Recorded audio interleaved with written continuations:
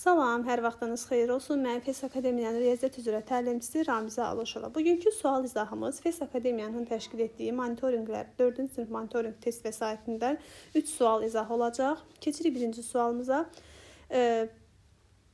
474.773.835 ədədində minliklər sinfinin rəqəmləri cəmi, təkliklər sinfinin rəqəmləri cəmindən nə qədər böyükdür?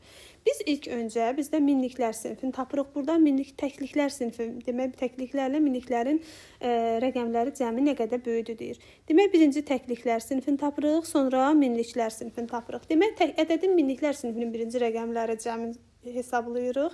773-dür minliklər sinfinin rəqəmləri cəmi. 773-ün rəqəmləri cəmi bərabərdir 17-yə. Təkliklər sinfinin rəqəmləri cəminə baxırıq. 835.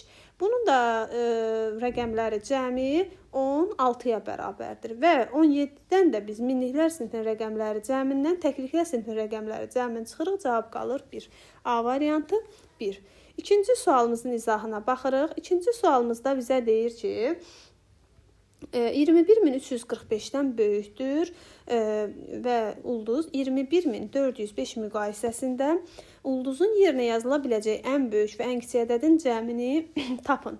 Demək, ulduzun yerinə yazıla biləcək ən böyük, ən kiçik ədəd 21.346-dır və ən kiçik ədəd, ən böyük ədəd isə 21.404 olacaq.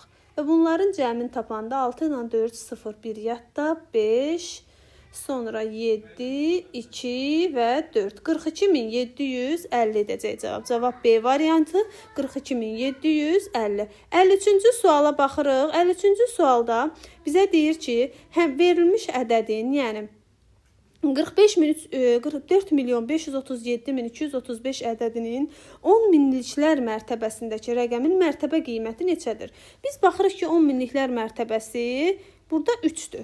3-ün mərtəbə qiyməti neçədir deyəndə biz 3-dən sonra 4 dənə ədəd gəlir və həmin ədədlər 0 ilə əvəz olunur. Bu da cavab D variantı 30.000 edəcək.